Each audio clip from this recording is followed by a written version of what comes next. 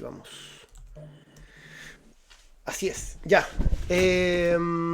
Esta es la sesión 9 ya. Bienvenidos todos. Esta es la sesión 9 de nuestras lecturas del Practicing Stoic. Qué locura. Yo no pensé que íbamos a llegar tan lejos y somos muchos continuando en esta travesía. El capítulo de hoy día es las emociones y estará a cargo del joven Epicuro. Yo seré el mero asistente y eso, bienvenidos todos y démosle nomás. Joven Epicuro, el micrófono es suyo. Perfecto. Este capítulo trata a grandes rasgos sobre las emociones. En particular, creo que espera un momento. Esa. Bueno, yo puedo rellenar sí, el capítulo de las emociones y se basa principalmente en citas de Séneca. Y me imagino que el joven Epicuro ahondará en eso.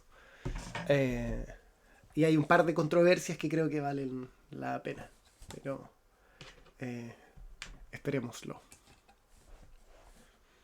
Esta es como la parte de la televisión en vivo, ¿no? Cuando al periodista se le cae el micrófono.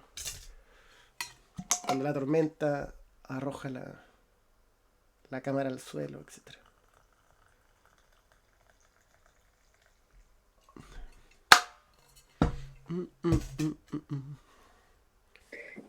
Listo, una disculpa. No, todo bien. Todo tuyo. Habla sobre las emociones. En concreto, algo que me gustaría remarcar, además como en otros capítulos, se resalta mucha bibliografía acerca de Séneca. Hay pocas citas de otros filósofos como Cicerón, o sea, no tal cual estoicos, por decirlo de alguna forma. Hay creo que solo dos acerca de Marco Aurelio, una Schopenhauer, y aparecían dos de Montaigne, pero más allá de eso, todo el capítulo es sobre Séneca, básicamente. Bueno, el autor empieza afirmando que hay una caricaturización del estoico. No agrega la palabra procoptón, pero creí pertinente agregarla. Una caricaturización de cómo el estoico, el sabio estoico o el procoptón entiende o concibe las emociones. En particular, pienso que hay dos vertientes. Una, que es el famoso estoicismo, y la otra es una mala interpretación de lo que es el estoicismo. Hace algún tiempo, en el club de lectura estoica, había un miembro más de la comunidad que platicaba un caso con su pareja, en concreto su esposa, que es psicóloga, y entonces ella le comentaba a él que el estoicismo era una filosofía inviable. Y a él nos hacía mención de que a él le gustaría acercar más a su esposa hacia el estoicismo, de forma de que tuviera una mejor perspectiva, otra visión respecto a lo que es el estoicismo. Ella se fundamentaba en que le llegaban pacientes y que lo único que veía es que generaba más sufrimiento y ningún tipo de ayuda o sopesar este malestar psicológico al que Séneca haría referencia. Entonces, existen estas dos vertientes. O entendemos al estoicismo como una filosofía, es que ni siquiera sentí como una filosofía o una ética, sino como una forma de vida. Creo que es la palabra que estaría más de acuerdo al estoicismo. Y la otra es en cuestión de una mala interpretación del estoicismo, en el que justamente pensamos que el estoico o los procoptones o cualquier seguidor de esta filosofía no sentirá ningún tipo de emoción, será completamente ajeno a ellas, las reprimirá o como comúnmente se dice, las dominará. En relación a esto, Séneca es un poco más flexible y tiene cierta... es hasta esperado, porque Séneca es un poco, no diría que es totalmente ecléctico, pero sí se puede notar que su pensamiento tiene influencia de otras perspectivas filosóficas. Incluso en el principio del capítulo se nos comienza diciendo que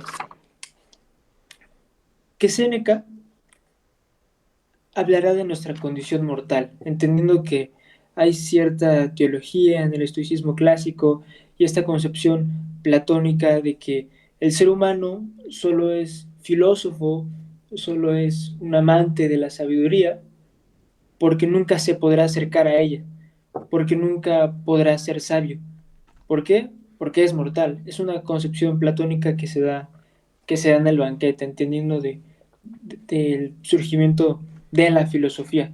Entonces, debido a esta condición teológica de alguna forma, es que tendremos reacciones naturales ante eventos indeterminados. Él empieza hablando acerca de la muerte de algún ser querido, la muerte de un familiar. Él, en sus epístolas morales, no le habla a Lucilio, no le dice que él esperaría o él trataría de reprimirlo totalmente, de hacerlo duro como una roca. No, no, no. Al contrario, él afirma que es completamente normal el sentir determinados sentimientos y emociones ante ciertos eventos. Incluso habla de que ni siquiera el sabio estoico es en un principio sabio. ¿Por qué? Hay situaciones en nuestra vida que se presentan que no son completamente ajenas, o quizás no completamente ajenas, pero sí el entendimiento, la lectura que se le quiere dar es muy complicada. No podemos entender lo que está pasando, cómo está pasando y por qué está pasando. Entonces será complicado actuar, será difícil saber cómo reaccionar ante una situación completamente nueva. Entonces Séneca sabe que eso es posible, que en la gran mayoría de las ocasiones eso pasa de esta forma, que ante situaciones completamente nuevas no sabemos cómo actuar. Y él acepta como una posibilidad una reacción que no podremos catalogar, muy entre comillas, como reaccionaría un estoico o un procoptón. ¿Por qué lo considero completamente normal? Si no es a partir del aprendizaje y de la práctica que estas situaciones ya nos representan lo que, valga la redundancia, representaban o lo que se entendía sobre X o Y situación. Entonces es más fácil lidiar con ello. Ya tenemos un claro entendimiento, discernimos entre si es un externo, entre si es algo realmente malo o si es un bien. Aquí pongo la imagen del Challenger. En breve contexto es cuando despegó el transbordador espacial y por alguna razón falló y evidentemente explotó. Los astronautas que iban en el transbordador espacial terminaron por perder la vida. Y entonces era completamente normal, ante la aleatoriedad del evento, que hubiera distintas reacciones. Reacciones de pánico, de tristeza, de asombro. Quizás algunas personas quedaron catatónicas ante la magnitud de ese evento. ¿Por qué? Porque que explote un transbordador espacial enfrente de tus ojos es evidente o es claro que no es una situación cotidiana, que es algo que presenta muchas características que son completamente ajenas a ti. Entonces reaccionar correctamente, en muy entre comillas, será mucho más complicado. Y Séneca, es cuando, regresando a Séneca, se habla que de estas experiencias es como se construye el camino hacia la sabiduría estoica. Y de acuerdo al estoicismo, aquí quiero leer brevemente lo que dice Séneca, lo que le dice a Lucilio, dice lo siguiente: ahora estoy incitando a que seas duro de corazón, te pido que no traiciones ninguna emoción en el funeral, me animo a dejar que tu espíritu sea tocado en lo absoluto. Sería bárbaro, no valiente, ver los propios ritos funerarios con los mismos ojos con los que se observan mientras vivían, y no ser conmovido, ya que la familia se desgarra por primera vez. Supongamos que lo prohibí. Algunas cosas tienen derechos propios. Las lágrimas caen incluso de aquellos que tratan de contenerlos. Al ser derramados, levantan el espíritu. Entonces, ¿qué hacemos? Permitamos caer, pero no ordenarles que lo hagan, que haga tanto sollozo como la emoción pueda producir, no tanto como la imitación pueda exigir. No agreguemos nada al dolor, ni ampliémoslo para que coincida con el ejemplo de otra persona. Trayendo a colación otra cita de Marco Aurelio, él mencionaba que muchas veces cuando muere algún familiar de otra persona, decimos que es normal, que es parte de la vida. Y Marco Aurelio nos dice que él espera, bueno, se dice a sí mismo más bien, que él espera que cuando se muere un familiar nuestro, reaccionemos de la misma forma. Sin embargo, él lo dice sabiendo que no lo haremos, que probablemente no reaccionaremos con la misma tranquilidad o con el mismo ánimo al enterarnos de la muerte de alguien completamente ajeno a nosotros. Y resaltando eh, estas últimas palabras de la cita de Séneca, es algo importante en el estoicismo, porque de acuerdo al autor, el estoicismo no tiene por objetivo la dominación de estas reacciones naturales, y es que eso son las emociones, o al menos entendiendo desde la literatura moderna, eso son las emociones, reacciones naturales ante estímulos externos. Y el no, entonces, ¿cuál es el objetivo, o muy entre comillas, objetivo del estoicismo? Sino que es una ponderación, una mesura sobre estas reacciones. Sobre la ira, en específico en el libro 2, Séneca habla de esto. Dice que no tenemos que agregar nada al sentimiento. Más adelante, esto está de más. Y justamente hablando sobre la ira, en el libro segundo, Séneca un tanto preguntándose, o trayéndolo como una pregunta, dice lo siguiente: la ira se inicia por una idea o por un impulso, o se mueve por voluntad propia como el resto de las cosas, siendo nosotros inconscientes de ellas. Aquí quiero remarcar que no hay ningún tipo de relación entre la palabra inconsciente con el psicoanálisis, o lo que se entiende por inconsciencia en la cultura popular, sino es más bien que uno no es sabedor de lo que está sintiendo, o al menos así lo está concibiendo Séneca. Respecto a esta distinción, es que decimos que las emociones son cognitivas. ¿Por qué?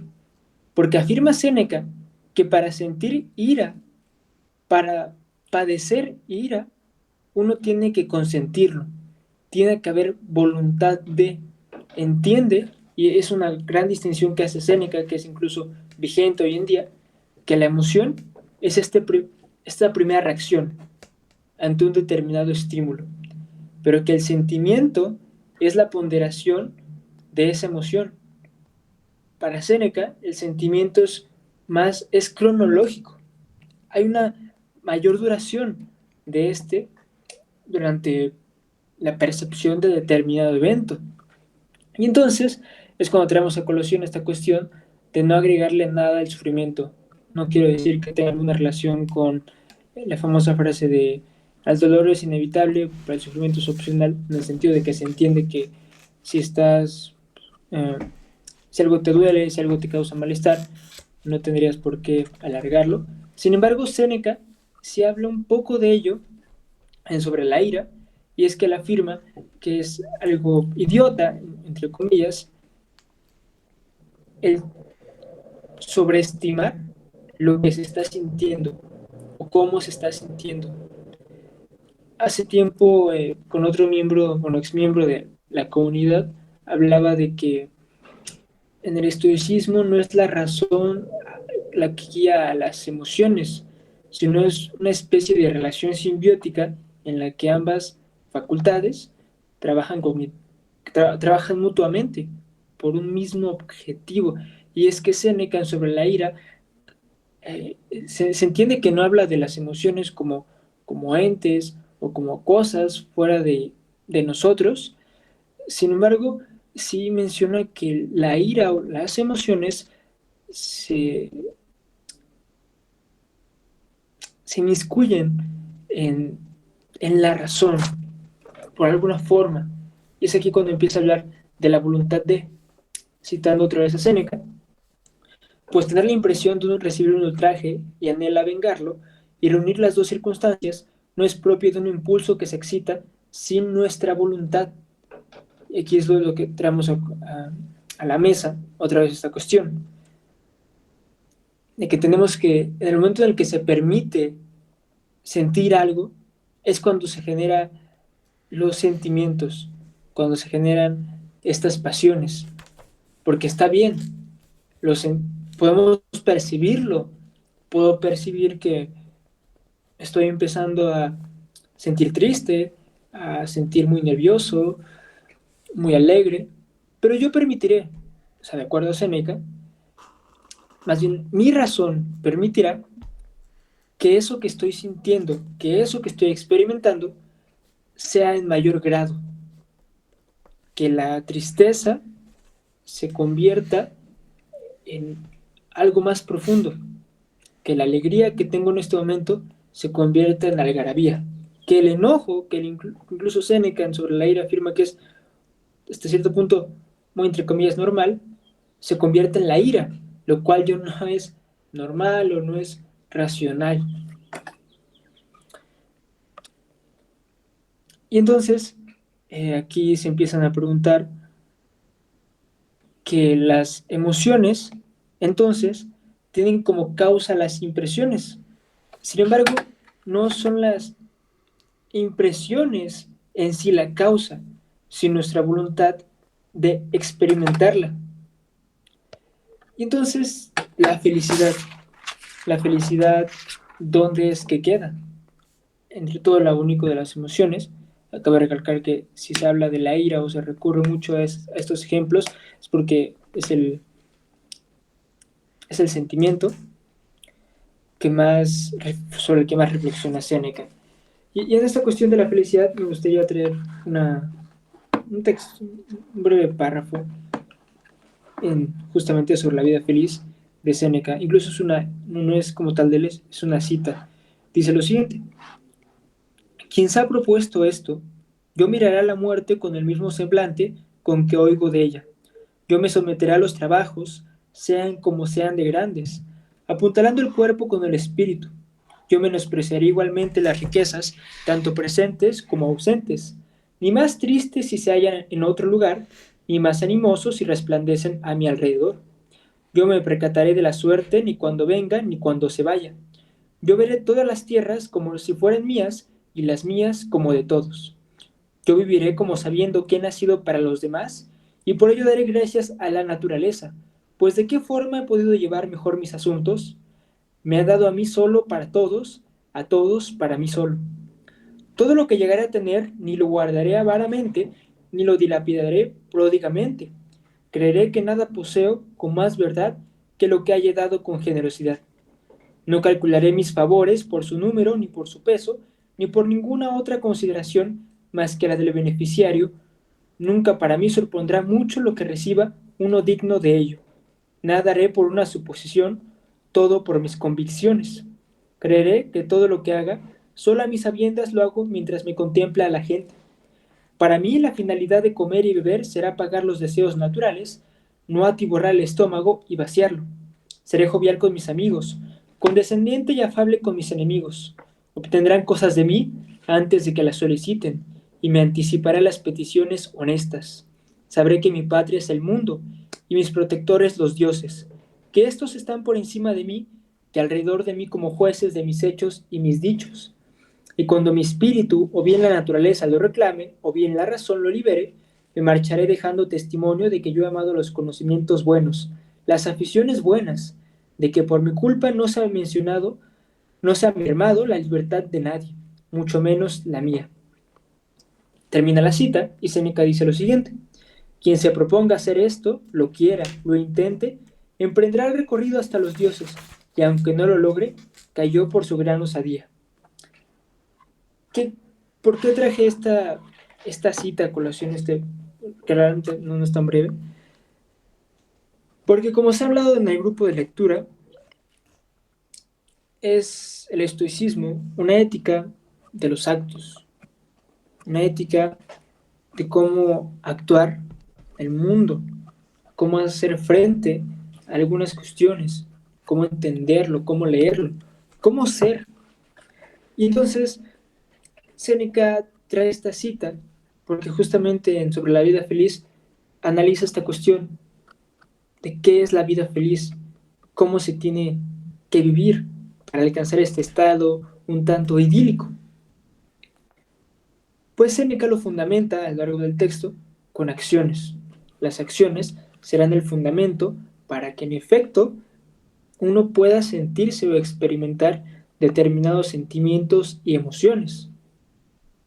En el estoicismo no, no podrías sentir verdadera felicidad, verdadera alegría, si no está fundamentado en actos correctos, si tu actuar no está de acuerdo a la naturaleza. Y es que decimos que los sentimientos y las emociones sean el resultado de los juicios conforme a la naturaleza. Hay una especie de coherencia entre lo que pienso, lo que digo y lo que hago.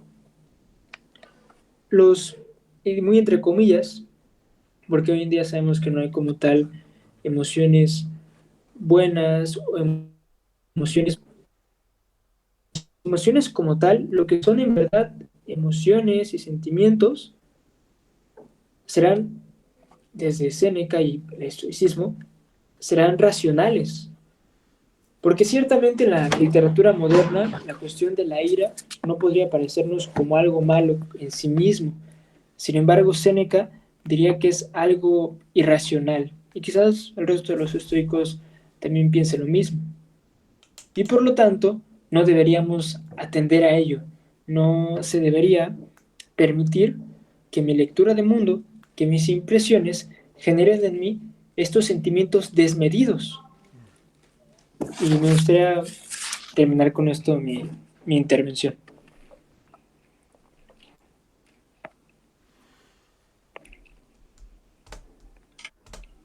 Gracias, joven Epicuro. Antes de antes de empezar con las preguntas, idas y vueltas, yo quisiera, como es mi rol de correlator, eh, voy a cambiar esto acá. Y esto, un segundo, me disculpa, chamacuelos. ¿Cómo hago esto? Ahí sí, me disculpas. Ahora sí, todo está hecho. ¿Qué debo decir? Eh,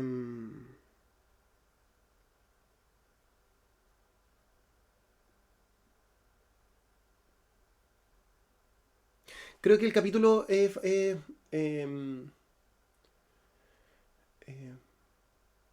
capítulo es muy interesante, eh, y pienso que empuja estos temas, ¿no? La ira, la melancolía y el miedo, eh, que es bastante clarificador, eh, pero siento que le falta como un peso, un fundamento, creo, teórico a modo de ordenar y justificar estas posiciones, y que creo que eso es lo que yo quisiera complementar muy en breve.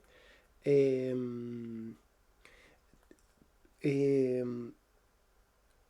Sobre todo por una cita que aparece en la entrada tercera, llamada Antídotos al Miedo. Eh, Voy a partir por la cita. Dice, es la última que se propone en el momento 3. Dice, dale más peso a tus esperanzas en contra de tus miedos. Cuando todo se parezca incierto, eh, eh, dale favor a tu favor, your own side, a tu propio argumento, a tu propio lado. Cree lo que tú prefieras. Eh, si es que el miedo obtiene más votos, modifica, bend more the other way, como que mueve la balanza hacia el otro lado, a pesar de todo, y deja de aproblemarte a ti mismo. Yo creo que esta cita representa uno de los errores, creo, del texto en general de Farnsworth, que trabaja principalmente a Séneca, y ya lo habíamos visto antes en este capítulo del perspectivismo. Considero que, bueno, para hacerlo esquemático, que primero que todo deberíamos reconocer que el estoicismo es una teoría grande en la que hay diferentes actores que están involucrados, en la que no hay un solo cuerpo unitario. Entonces, si uno tomase esta cita como tal y pensara que la palabra de Séneca representa la totalidad del estoicismo, podríamos caer en lo que habíamos hablado en la sesión varias atrás, esto del framing, ¿no? Del asignarle a tal objeto un marco interpretativo, debo decirlo, caprichoso, a modo de tener una experiencia positiva a pesar de cualquier cosa. Y tendría que leer la carta específica, esta, la 13 de Séneca, como para contextualizarlo, pero ahí aislada y en el contexto donde se presenta, creo que distrae y puede confundir. Eh, yo creo que el trabajo, creo que deberíamos reconocer que si bien es posible y que esto es una técnica que, si somos estrictos, está dentro del canon del estoicismo, no representa la totalidad o no representa una manera general de trabajar del estoicismo, sobre todo el griego, en el que, por ejemplo, el miedo, entre las esperanzas y el miedo se reconoce como una creencia irracional, como una lectura de mundo, como decía el joven Epicteto, Epicuro, disculpa, una creencia irracional que nos atormenta y esclaviza, ¿no? Y que nosotros mantenemos y que hay un acto volitivo del creerle.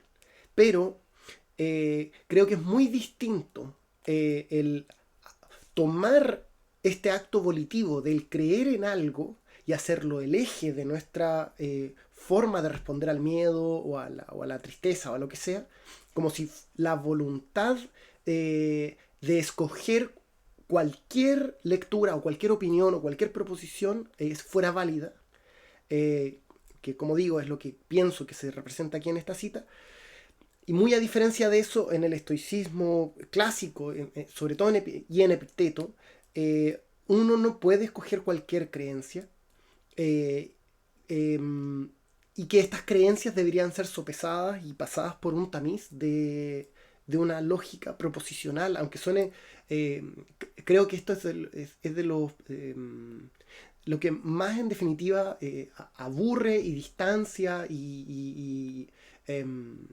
entorpece el trabajo de las personas que estudian estoicismo.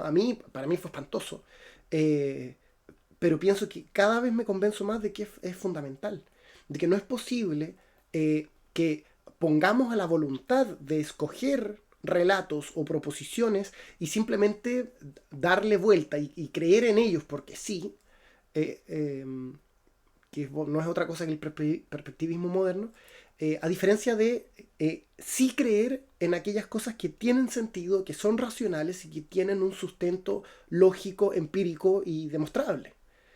En eso siento que el texto es bastante o, o, o, o ofrece como una brecha o una grieta en el argumento que creo que sí, a mí me parece que no debería ocurrir. Eh, si retornamos a Epicteto, en Epicteto todo lo resuelve bajo esta categoría del parecer. A mí me parece tal cosa, sobre todo en este discurso en el que el padre está teniendo una hija en su casa que está muy enferma y a raíz de su enfermedad y el miedo de él sale corriendo en nombre del amor a su hija porque no quiere verla así, y Epicteto le dice, epa, tú crees que eso es natural, pero claro que es natural, al ver a tu hija sufriendo tú tienes que escapar. Entonces él dice, descríbeme por qué es natural y que lo natural es racional y que eso es bueno y yo intentaré hacer lo contrario. Y el tipo no puede hacerlo, etcétera, etcétera. Y Epicteto dice, a uno puede parecerle ciertas cosas, pero el parecer no tiene, si es que no tiene un sustento lógico, si no es racional, no tiene cabida. No podemos caminar por el mundo. O sea, normalmente lo hacemos. Nosotros caminamos por el mundo con nuestro parecer, con las proposiciones, eh, estas opiniones que usa la categoría que utiliza Farnsworth. claras, o uno piensa que son claras, a las que uno le da constantemente su asentimiento, es decir, sí, proposición, tienes razón, eres tal, eres la representación real de la realidad, eh, sin ponerlas en duda. Nosotros vivimos así. Y Epicteto dirá que no, o sea, no podemos continuar caminando una vida en busca, comillas, de una felicidad, un bienestar y un recto carácter. No podemos caminar si no las ponemos en duda ante estas experiencias, ya sea de tristeza, de miedo o el otro que ahora se me olvidó, si no las ponemos en duda los fundamentos de estas emociones. Bueno, eh, y no,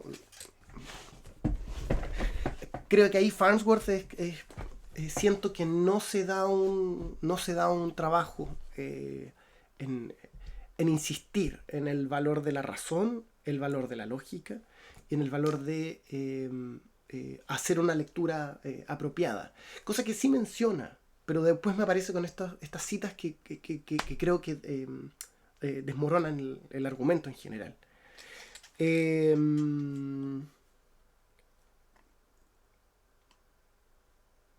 Eso es una de las cosas que quería decir. La segunda,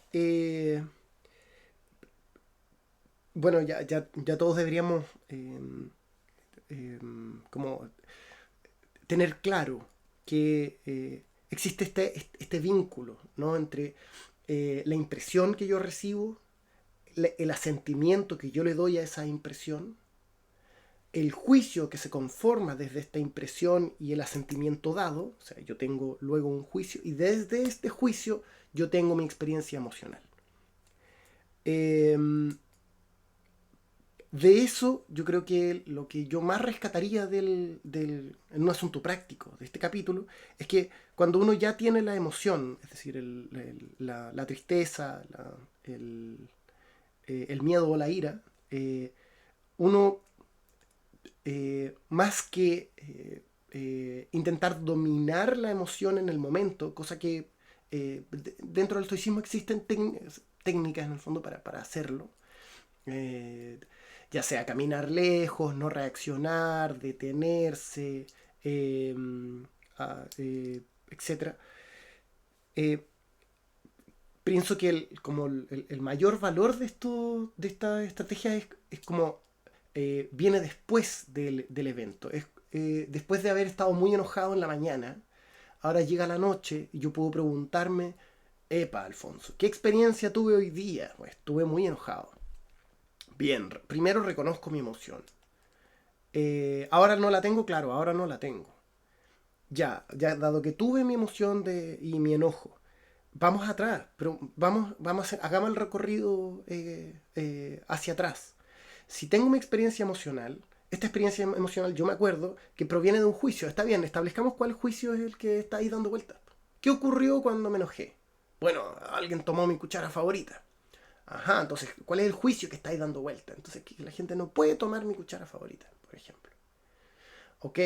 Si es que esto es un juicio que ocurrió, hay que preguntarse los dos pasos anteriores. ¿Cuál es la impresión a la que yo le estoy dando? O sea, la que yo estoy recibiendo y cuál es el momento en que yo di mi asentimiento. Esto es lento, es tedioso, es un trabajo como de minucia, pero pienso que es la única manera de comprender las emociones y que creo que es el trabajo fundamental del estoicismo. Eh, y hacer este proceso hacia atrás desde las que creo que es la herramienta que tenemos desde las proposiciones lógicas.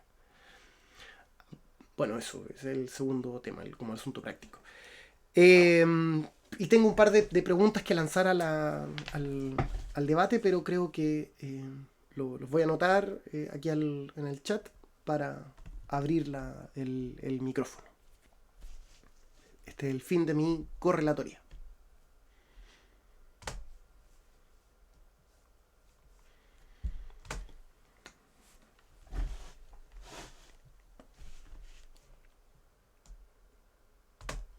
Y abro el micrófono para quien quiera hacer una pregunta, hacer un comentario, expandir un asunto y debatirlo.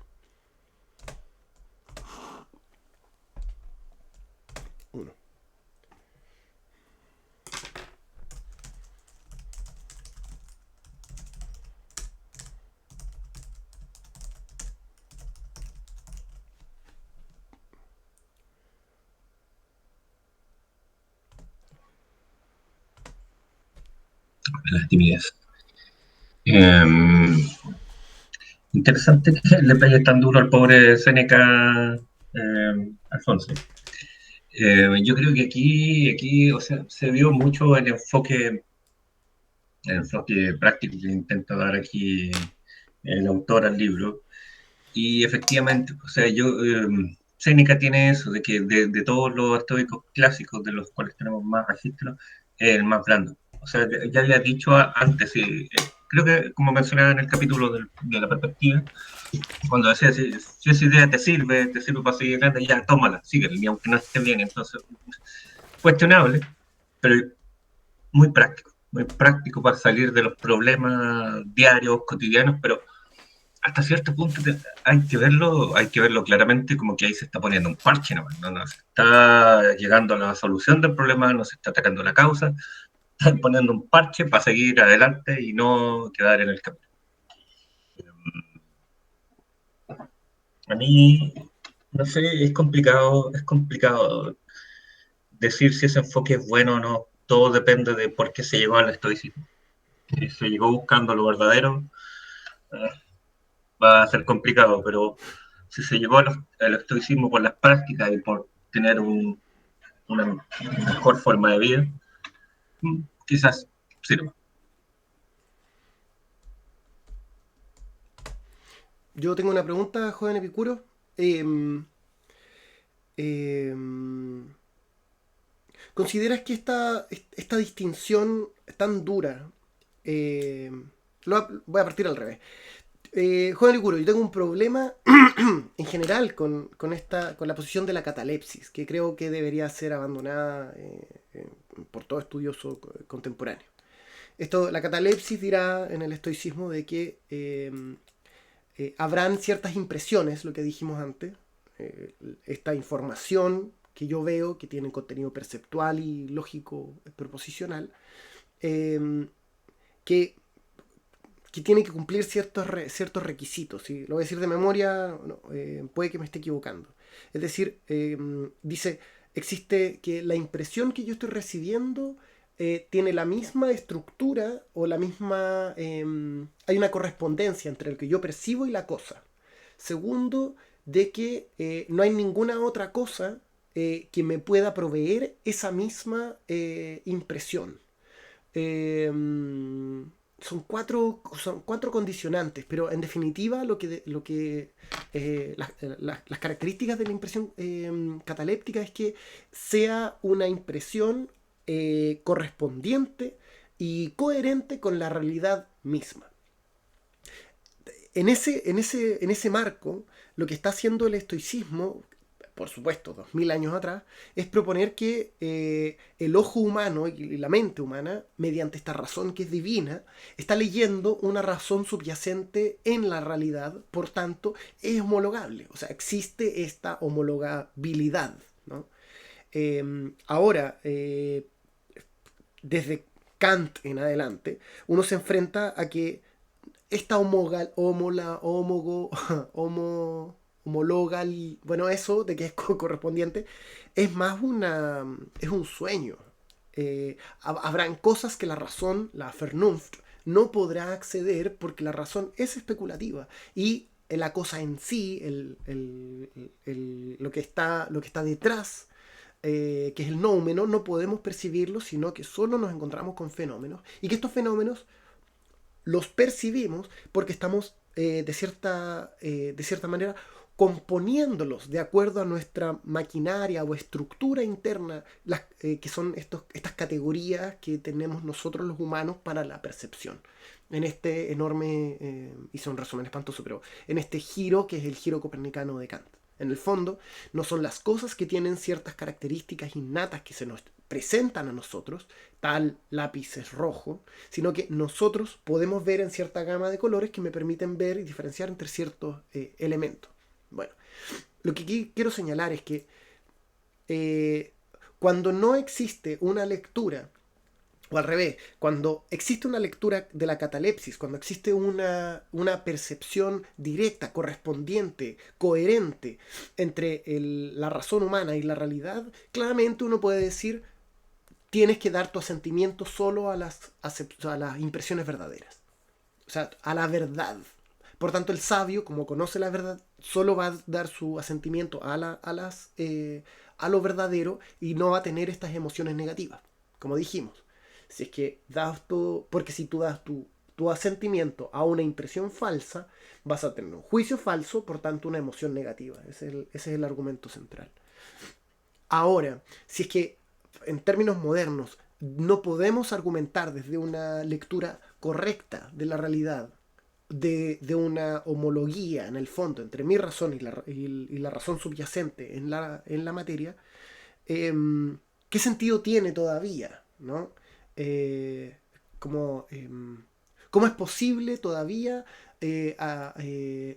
separar la impresión del sujeto que está produciendo esta impresión? ¿No será de alguna manera como un arcaísmo? ¿Qué te parece a ti? ¿Consideras que me mató? No quisiera hacerlo.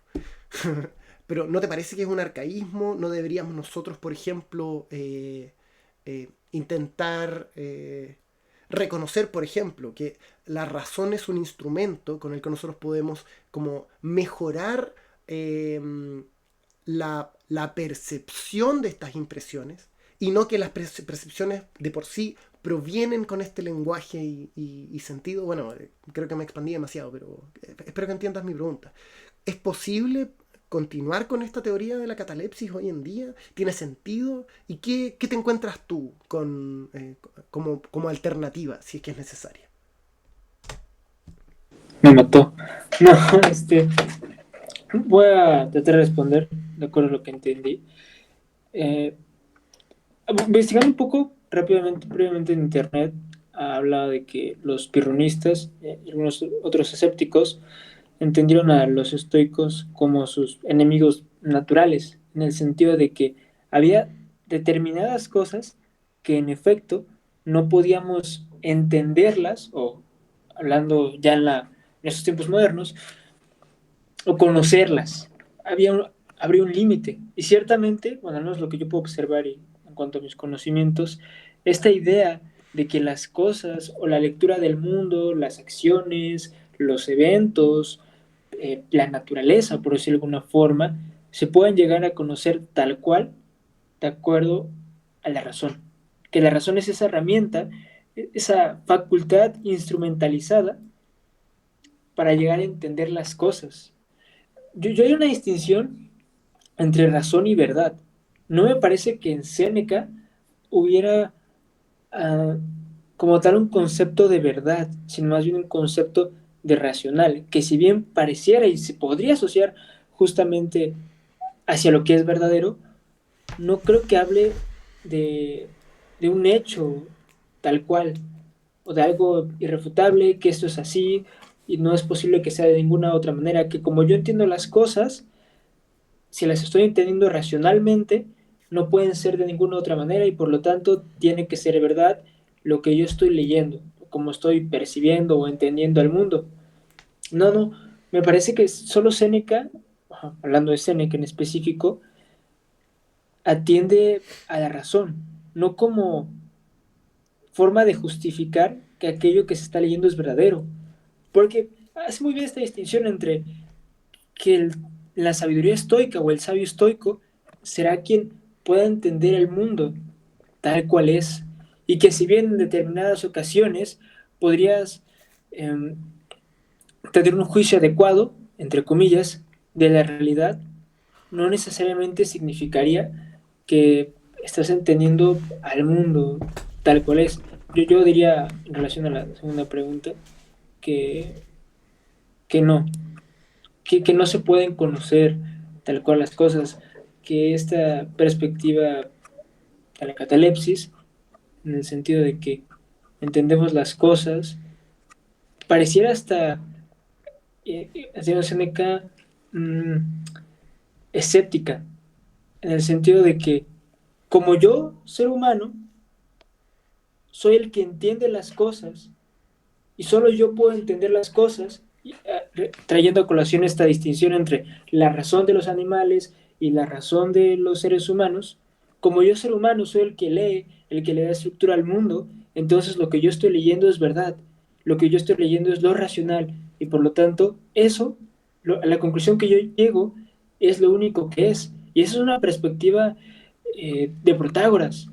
Y ya la habíamos hablado hace algunas cuantas sesiones, en el sentido de esta influencia clara de, bueno, no sé si tan clara, del escepticismo en Séneca.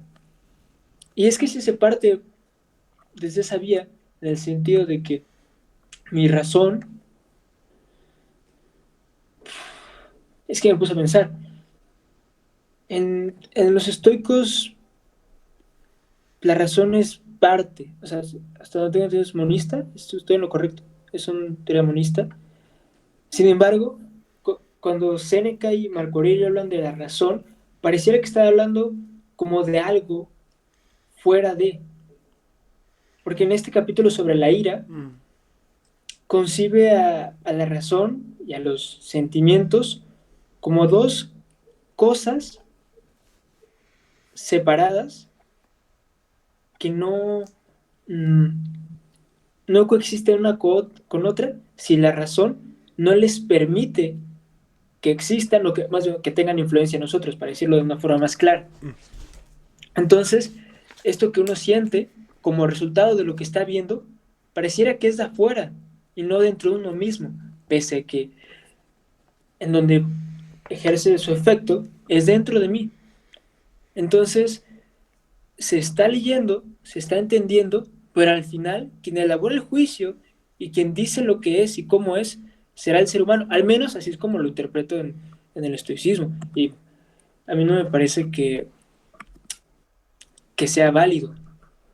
Justo hoy en la mañana estaba pensando un poco en el constructivismo y en el cómo... Bueno, este es otro tema, esta cuestión de la semiótica. Personalmente no conozco mucho, pero, por ejemplo, vamos a dar un ejemplo muy burdo en esta cuestión de los símbolos.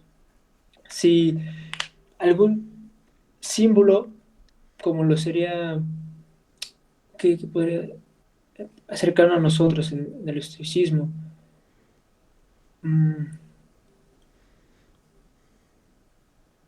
la virtud, entendiéndolo como algo, como un objeto. Ciertamente no hay un signo en que podamos decir, ah, la virtud tiene tal o cual forma, pero ciertamente es algo que tiene una representación para nosotros.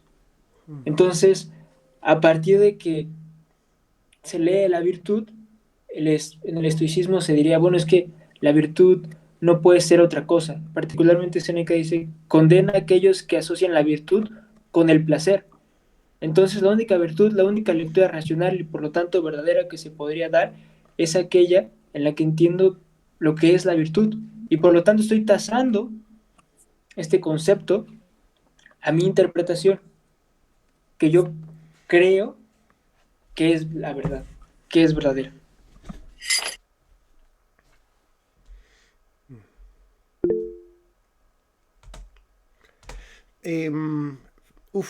Sí, oh, creo que podríamos seguir por ese camino y ocupar la hora que nos queda en eso. Pienso que propongo que le demos que abramos otra ventana porque para ver si es que hay otros lugares que podemos ahondar dentro del capítulo. Creo que esta es una conversación que tenemos pendiente, sobre todo el tema de la verdad. Sí, da para darle un debate completo, justamente. Así que yo quisiera como, proponer otra idea, a riesgo de faltar el respeto a la categoría, a la pregunta anterior. Debo decir, las pasiones, la patella, la categoría técnica dentro del estoicismo, se refiere a emociones disruptivas. Esa es la definición general. Ocurren cuando hay una emoción que me embarga y que por su fortaleza se superpone a mi capacidad de tomar decisiones. Es decir, cuando un niño, digamos, o un perro a uno le ladra, uno puede como tomar precaución. Uno está leyendo que hay un perro que está allí, que es agresivo y que si dan las condiciones podría llegar a saltarme encima. Y no es sino hasta que yo, en mi lectura de este evento, que yo digo, sí, este perro realmente va a saltar encima mío. Y ese punto en el que uno, uno dice, puede que este perro me salte encima, es muy probable que este perro me salte encima, definitivamente este perro me va a saltar encima, ¿no? Hay como grados de verdad.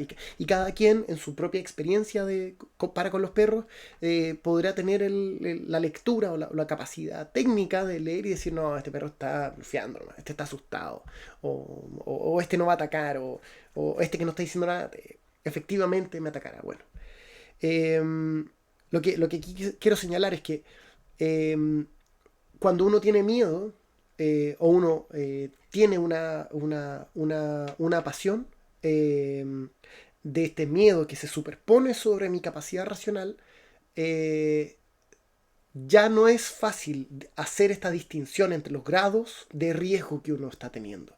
Y si uno tiene miedo normalmente a los perros, estas graduaciones se van a cerrar y achicar a una polaridad en el fondo. Este perro no me está atacando y todos los otros son extremadamente agresivos y sin duda me van a saltar a la cara.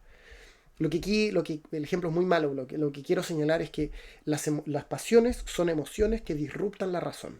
Por eso son incompatibles. Eso es lo que está señalando Epicuro. Y que todas las pasiones, en definitiva, se superponen sobre nuestra capacidad racional de tomar decisiones. No solo de tomar decisiones, sino de leer las impresiones que están en un sentido clásico, leer las impresiones que estoy recibiendo, evaluarlas en su sentido racional, si es que tienen peso o no, se fundamentan o no, son verdaderas, falsas o inciertas, elaborar planes racionalmente en base a lo que estoy observando y hacer todo esto de forma racional.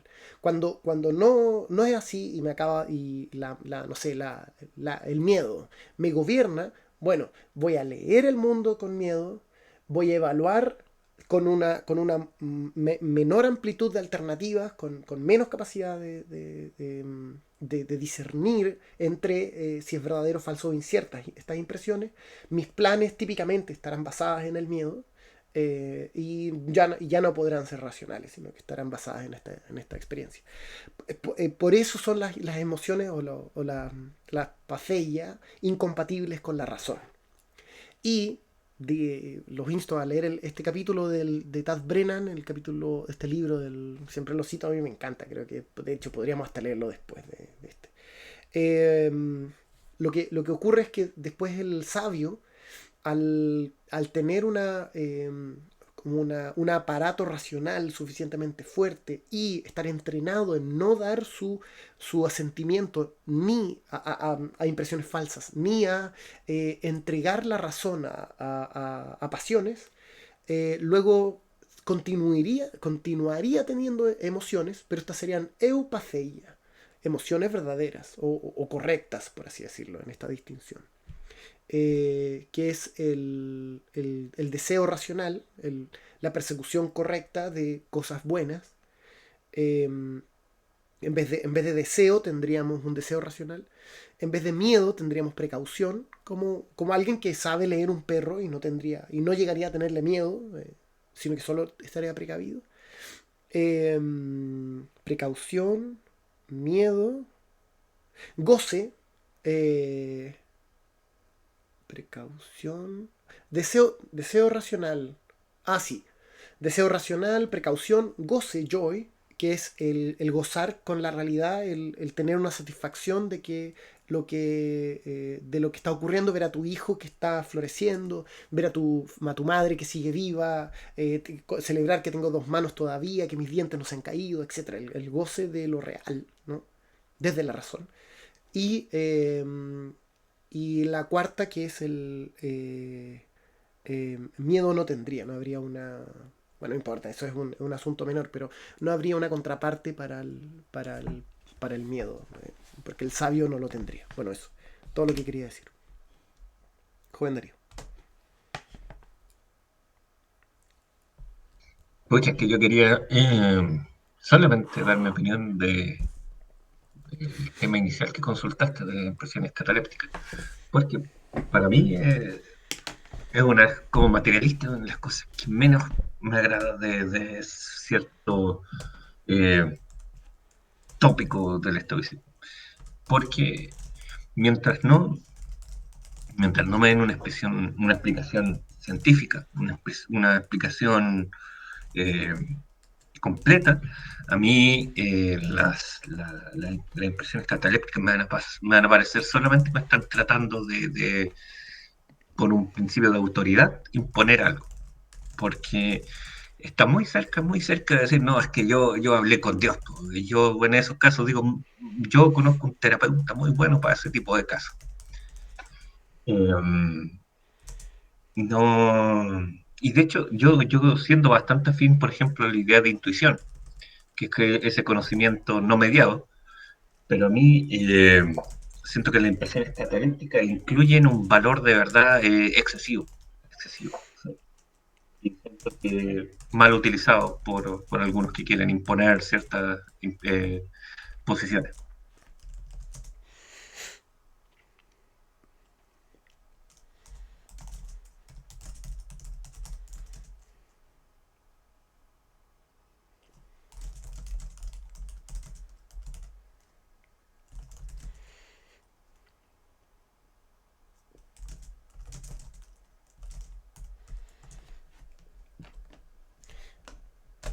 Ahí sobre las impresiones catalépticas, ahí puse las características que es una impresión que proviene que se puede demostrar que proviene de lo que es. Es decir, yo veo una manzana y puedo decir que viene de una manzana, porque hay veces que yo puedo ver una manzana, el ejemplo que siempre se da es una granada, la gente ve una granada, pero esta es una granada de cera. Entonces, estoy viendo una granada, pero en verdad proviene de una granada de cera, no.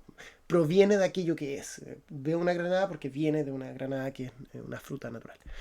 Que la impresión tiene esta estampa, este sello, este molde, de acuerdo con lo que es decir, hay una homología, ¿no?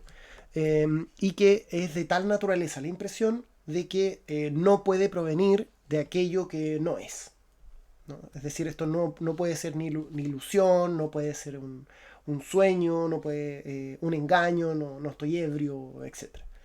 Esos son los requisitos. Bueno, a alguien le puede servir. Otro día podemos hablar de la epistemología dentro del estoicismo, que a mí me parece muy interesante, de hecho. Es uno de los temas que están ahí en el tintero.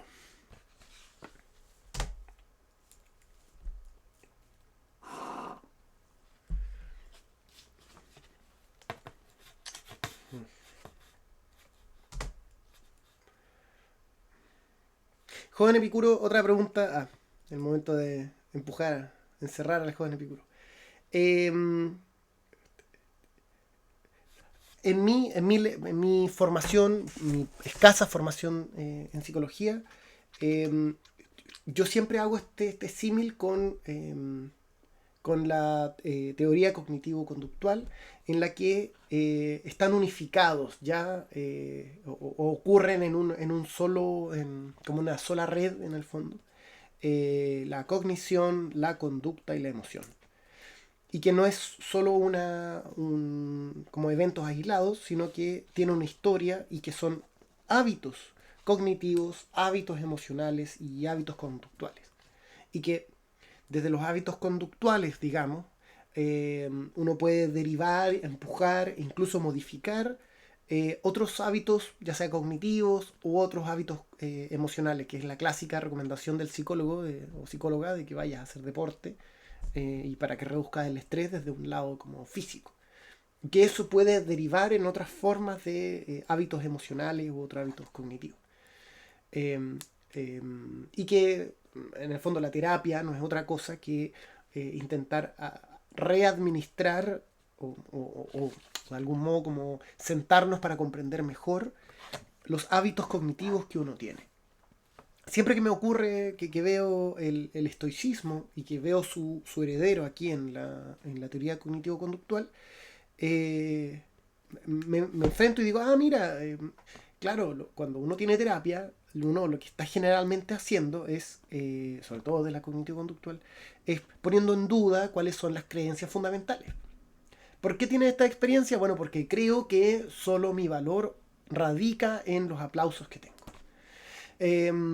O que mi valor o valía como ser humano radica en lo lindo que soy, por tanto mi pelo tiene que estar lo más bello posible, o etc. ¿Te parece sensato esto? ¿Te parece que tiene... ¿qué opinas tú de esto? ¿Tiene sentido? Y por otra parte, si es que... Bueno, eso, las otras dos dimensiones, porque una de las grandes críticas que se le hace a la ética de la virtud en general, de que es demasiado cognitivista, de que todo tiene que ver con los... como es un intelectualismo ético, en el fondo, de que si es que conoces la verdad, vas a actuar de manera correcta y vas a tener la experiencia correcta, la emoción correcta y la conducta correcta. Bueno, eso. ¿Tiene sentido esto que estoy presentando? ¿O es como mi manera de resolverlo en mi ignorancia? La primera pregunta, bueno, ahorita te voy a pedir que me la hagas, ¿no? Pero ya que tenemos fresca la segunda, ahí sería muy complicado que pueda responder porque tengo, al menos, un gran sesgo platónico, en el sentido de que yo sí creo que si conoces lo que es bueno, lo que es correcto, en efecto, actuarás en concordancia con eso, a menos que, no sé, venga Michel de Montaigne y diga, es que no lo harías porque somos incongruentes, entonces, a pesar de, podrías no hacerlo, o podrías no actuar de esa forma. O te doy un ejemplo, eh, supongamos alguien es una persona muy recta, actúa virtuosamente, tiene una clara conciencia de cuáles son los principios conforme a la naturaleza, pero entonces se ve una situación en la que ya no es solo su virtud la que otros quieren dañar, sino son a sus seres queridos. Entonces, el dilema es, ¿qué se debería hacer aquí? Esta persona conoce lo que es correcto. Sin embargo, al haber muchas emociones y otros seres involucrados, a pesar de conocerlo, no lo haría, no actuaría correctamente. Pero entonces te diría Sócrates o te diría Platón, bueno, es que entonces no lo conocía, no conocía lo que era correcto, porque si realmente él hubiera sabido qué es, lo hubiera hecho. Es lo que hablábamos hace unos días en el grupo de estoicismo referente al trabajo, en el que mencionábamos que, en efecto, un estoico, bueno, sabio estoico, no te alentaría a que te quedaras en un trabajo miserable, o para él sería preferible vivir en cierta miseria antes que preferir la esclavitud que significa un trabajo. Entonces, en relación a esto, yo te diría que sí. Sin embargo, entiendo que es esto de alrededor la ilustración y fallamos en pensar que conociendo, o entre comillas, conociendo las cosas buenas, el bien, estos ideales, consecuentemente actuaríamos de esta forma. Y la pregunta es ¿por qué? Esa es la pregunta bueno, una vez me lo comentó un maestro, que ¿por qué, a pesar de que hay cientos de ejemplos, literatura, muchos recursos a los que se puede empezar a conocer esto, a pesar de ello, no conocemos lo bueno? Y otro ejemplo son, se lo platicaba ya en privado a Darío, que muchos filósofos, muchos personajes dedicados al conocimiento, se dedicaron a estudiar a estos grandes seres humanos, que hablaron sobre la belleza, el bien, la bondad, y a pesar de ello, llevaron acciones que no eran necesariamente buenas o bellas, que incluso lo utilizaban como fundamento para realizar acciones, pues, terribles. Un ejemplo de ello es la segregación racial, en el que, a pesar de la lectura de estos grandes hombres, un ejemplo, Benjamin Franklin, tuvo esclavos, y él concebía a los seres humanos, bueno, a las personas negras, a las personas racializadas, como en efecto inferior. Bueno, también Esteban y sus hijos, ¿no? O sea, escribió un tratado de cómo Rousseau y sus hijos escribieron un tratado de la crianza, y a pesar de ello, fue un mal padre que, si no estoy mal, abandonó sus hijos. Entonces, yo como justificación te diría, bueno, es que realmente entonces no conocía lo que era ser un buen padre, no conocía la bondad. Y no sé si me podrías repetir la primera pregunta, porque la verdad es que no la sinteticé muy bien. La pregunta es como, ¿tiene sentido esto de amplificar en... nada, que como la ética de la virtud es típicamente muy cognitiva, y podríamos todos centrarlo en los hábitos cognitivos, que si tiene sentido para ti eh, ampliar esta unidad a no solo a hábitos cognitivos, sino hábitos conductuales y hábitos emocionales, y que podríamos intervenir en cualquiera de ellos desde cualquiera de ellos. Eh, eh, por ejemplo, intervenir en nuestros hábitos cognitivos, es decir, cuáles son los preceptos que uno utiliza, qué creemos que es la verdad, qué es lo bueno, qué es lo malo, etcétera, desde un trabajo emocional físico, por ejemplo. No abordarlo directamente desde lo cognitivo, y si esto seguiría siendo estoico para ti. Para mí sí, sí, en efecto seguiría siendo estoico. Mira, Creo que sí, no sé, es por esto que me gusta el epicureísmo, ya que no tasa la realidad o la naturaleza de las cosas, más bien la tasa en lo que sentimos, ¿no? En lo que percibimos en el mundo material. Aunque es paradójico porque también habla de, el otro día que hablamos del dolor, en el sentido de que Epicuro decía que a pesar de lo que uno puede estar sintiendo que es en efecto dolor, uno podría ser feliz, uno podría tener un buen ánimo, pero entonces, no sé, tal vez Epicuro te diría, es que realmente lo que sientes no es dolor, sino es otra cosa. Y desde las perspectivas modernas, hay algo, en 1956 empezó a decir que el pensamiento era el que generaba la conducta y que la conducta solo era un resultado de los pensamientos, de nuestras motivaciones. También las teorías de la motivación fue una corriente muy popular que aún se sigue estudiando. Muy breve, o sea, de manera muy básica es esta cuestión de motivación intrínseca y extrínseca. Y eso se relaciona quizás muy bien con el estoicismo, en el sentido de que motivación extrínseca, los externos, motivación intrínseca, aquello que es propio, muy redundantemente, de mí. Aquello que, por ejemplo, no podría motivarme un externo como el dinero o como la fama, porque no es un bien, pero el bien de alguna u otra forma es un externo, entonces sí que podría motivarme.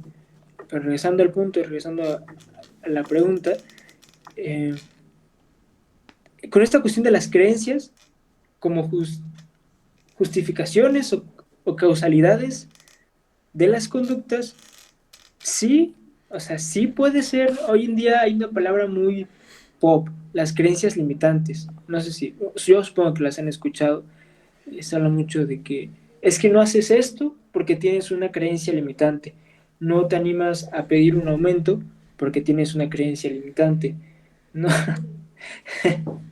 no decides eh, emprender un nuevo reto porque tienes una creencia limitante respecto a ti, respecto a lo que puedes hacer o lo que no puedes hacer.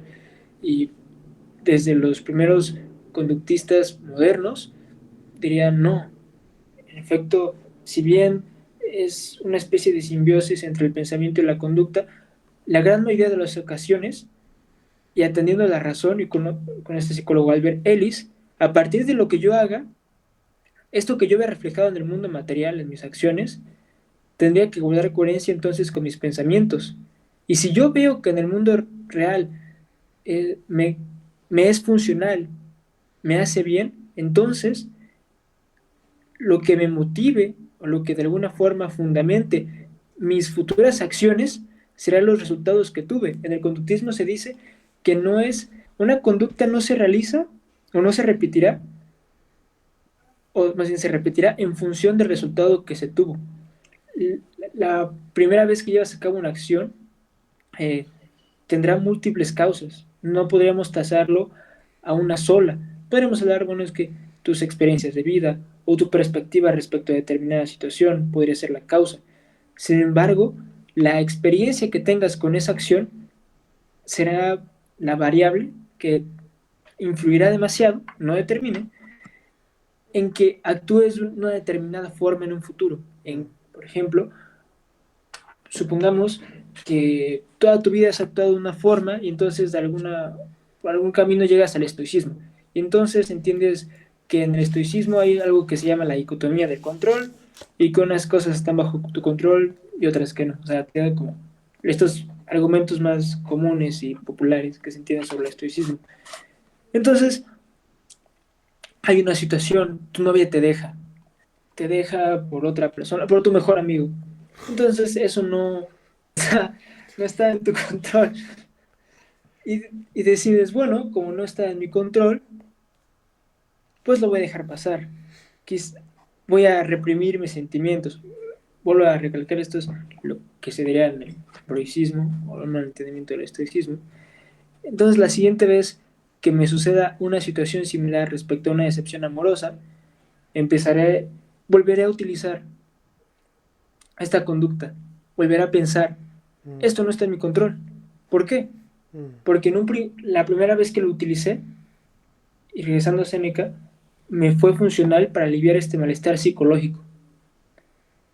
Y entonces ya no serían solo los pensamientos, sino serían los resultados que yo veo reflejado en el mundo material. Ciertamente hay cuestiones que pueden trascender esto. Un ejemplo que me gusta mucho es Víctor Frank, en el que a pesar de la realidad que estaba viviendo, que era completamente, bueno, el estoicismo diría que no es horrible, pero de alguna u otra forma podemos pensar que es inhumano, había motivación, había esperanza en Víctor y en otras personas que viven situaciones similares. Entonces, la idea que tiene Víctor ya no guarda coherencia con la realidad. Porque a pesar de que intentó escapar algunas veces o que veía otros presos, no son presos, a otras personas en el campo de concentración, fallar, aún se mantenía. Y había una motivación para realizar esta conducta. Sin embargo, era algo que también estaba atasado en el mundo real.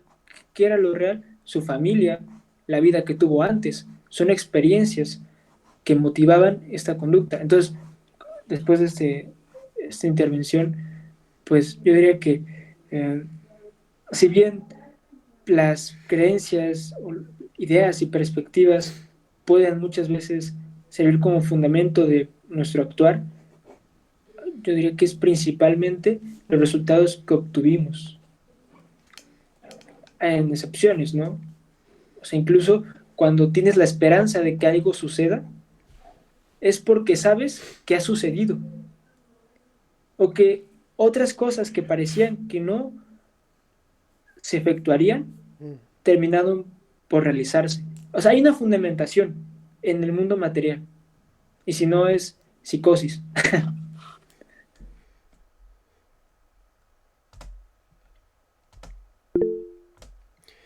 Yo tengo más preguntas, cabros, pero se las voy a dar un turno entero.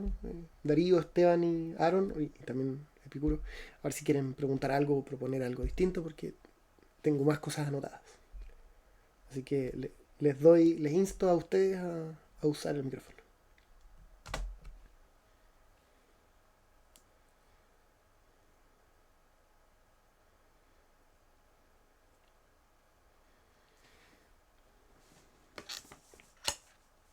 Y está interesante, pero por mi parte creo que no tengo preguntas.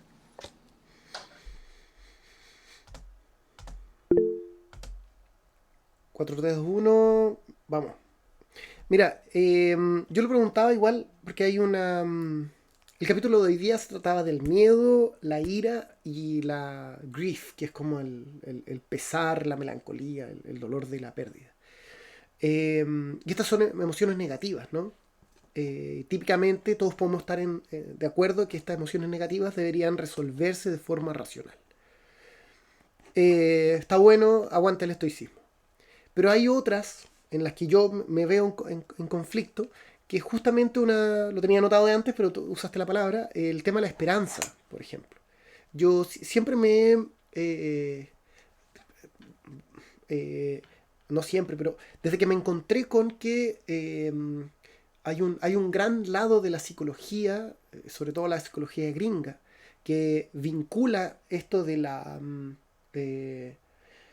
eh, la visualización hacia el futuro, la motivación por fuera de toda como sustento material en el que, por ejemplo, se invirtió mucho dinero en que los niños negros del Bronx tengan la posibilidad de tener sueños de ser astronautas, por ejemplo, o grandes profesionales o lo que sea.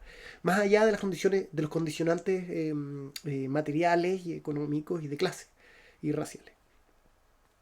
Y luego se toman estudios de los logros que se tienen de estos niños y en la práctica, eh, cuando se ha demostrado igual que cuando la gente tiene esperanza y tiene una motivación interna y hay un drive, incluso irracional, eh, hacia lograr algo, la gente lo intenta hasta el final y muchos de ellos hasta por insistencia en el fondo y disciplina y autorregulación y terminan obteniendo aquello que anhelaban y de lo que tenían esperanza. Entonces hay toda una corriente en Gringolandia sobre la automotivación, la persecución de tus propios sueños, el convencerte a ti mismo de que etcétera y que tú lo puedes lograr, el self-made man and so on. Y claro, ahí hay un vínculo que uno puede hacer y ahí está Viktor Frankl justamente en el sentido de logoterapia, de que más allá de un logos, de que haya una correlación entre lo real y tu razón, él usa logos en un sentido del sentido. Es decir, si uno tiene un propósito y un destino, puede asignarle todas sus acciones a ese propósito y te centra finalmente y te dirige hacia algún lado. Es que es raro ver como cosas, justamente, es que yo pienso que no es raro, sino que es hasta casuístico en el fondo. Cuando tú tienes, es hasta como casuístico, es casi hasta estadístico, es probabilístico en el fondo. Si tienes un infinito de humanos y hay 4 o 5 que están convencidos desde el... Yo diría que estoy respondiéndolo todo, pero yo sí diría que la esperanza es irracional. Yo sí pienso que la esperanza es irracional. Y lo propongo ahí para debatirlo. La esperanza no tiene ningún fundamento. La esperanza no es simplemente un sueño autopropuesto de que algo eventualmente va a ocurrir de cierta manera y que si tú confías en ello va a llegar. La trampa, pienso, es que la esperanza en general pasa a ser como el valor cultural que uno le asigna. Tu marco de lectura es casi lo que estaba proponiendo Séneca. Tu marco de lectura para tu propia experiencia, para la relación que tienes con la materialidad, etc., que va a hacer que después tú vas a reencaminar tu conducta, tus emociones y tus ideas. A mí esto me asombra, me asombra, sobre todo porque funciona, si eso es lo más terrible, es como una técnica irracional de obtención de efectos materiales. Entonces, claro, yo me he encontrado con esta figura de la esperanza y que si la pongo junto al miedo, la ira y el dolor, todos podemos decir que el miedo, la ira y el grief son irracionales y que tienen que ver con una lectura no apropiada. O sea, es irracional en su raíz, pero no en sus efectos. Es que ahí entramos en un tema tan bueno, tan bueno, que es, en el estoicismo clásico, la razón, como está unificado el logos socrático, lo bueno, lo bello y lo verdadero. Si tú lees la realidad de una manera correcta y verás su armonía, su orden providencial que está unificado, y podrás entender desde lo bueno y su coherencia el accionar, lo verdadero, lo bello y lo... Bueno, eso. Desde lo bello, desde lo verdadero podrás entender su armonía y por tanto comprender qué accionar, obtener y por tanto hacer lo bueno, ¿no? Esto es lo que llaman en filosofía desde el año 50, es como la razón objetiva. Esto lo llama Horkheimer, podemos conversarlo en otro instante, me encantaría que hiciéramos como un evento de eso, lo podríamos leer. Y esto se quiebra con la modernidad. Y el ejemplo más evidente que se utiliza en general es la posición dicotómica entre la política en el contexto de la virtud. El gobernante ha de ser virtuoso, con ser un filósofo, entender lo verdadero para saber su armonía y derivar acciones buenas, por tanto lo bueno, que es el rey platónico, y su opositor, que es el príncipe de Maquiavelo, donde gobernar es una técnica, donde gobernar, hacer el bien, puede provenir del mal, donde no hay una correlación entre lo verdadero, lo bueno y lo bello, porque estas son esferas que después, claramente, en la ilustración se difurcan. Bueno. Y sí, la realpolitik. Hay todo una que pienso que debería ser explorado, quizás este no es el lugar. Pero sí, yo creo que como filosofía contemporánea deberíamos ahondar en las críticas que se le hace a la razón. Eh, pero bueno, eso es un asunto que secundario.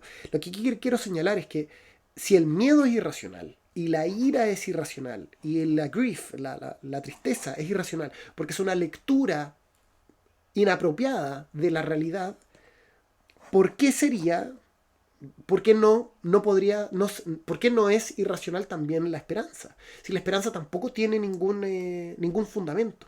Es simplemente un autoconvencimiento de ciertos estándares y de que tú sí puedes, pero que en su ejercer su fuerza, y ese es el gran tema de por qué está separada la razón de lo bueno, y al ejercer su fuerza produce efectos.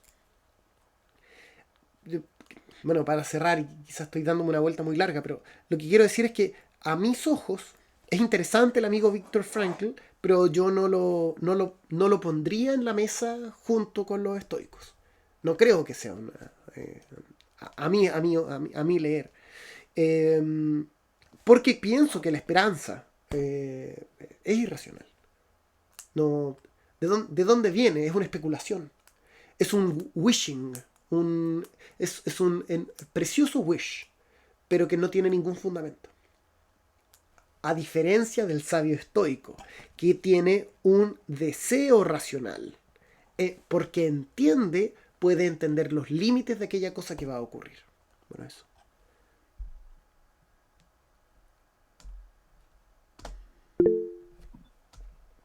Joven de Respecto a ese último punto que comentas de la esperanza, es una de las pocas cosas en las cuales coincido bien con Epicteto.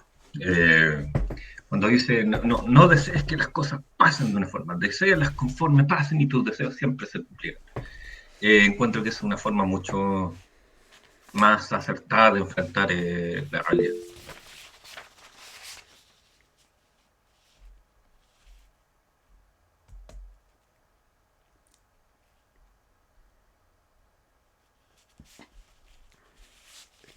Gestión.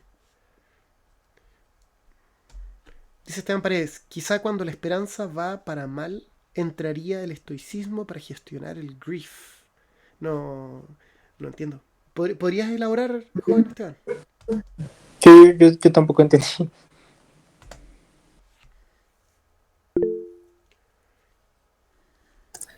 Sí, mencionábamos que como tal la esperanza, mantener esperanza genera efectos positivos, pero digamos cuando estos efectos positivos no dan, me parece que ahí entraría, no ocurre, me refiero, ¿no? Ahí entraría el estoicismo para justo de lo que estábamos hablando, la parte del grief, la desmotivación, todo ese asunto, ahí vendría la parte práctica del estoicismo como tal.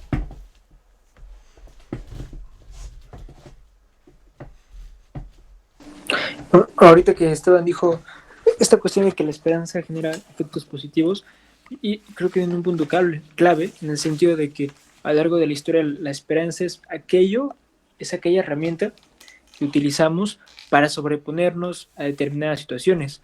Y ayer lo comentábamos, bueno, más bien lo decía Alfonso, en esta cuestión de las ideas gringas, más bien diría gringas, inglesas, en el sentido de que cómo afrontamos determinadas situaciones. E incluso diría que está más cerca de la esperanza está más cerca del utilitarismo que del estoicismo, porque aliviará este malestar emocional para sobreponerme al mundo, para obtener algo a partir de la esperanza, porque no se tiene esperanza para dejar de sentir dolor, sino para ser feliz, para ser libre.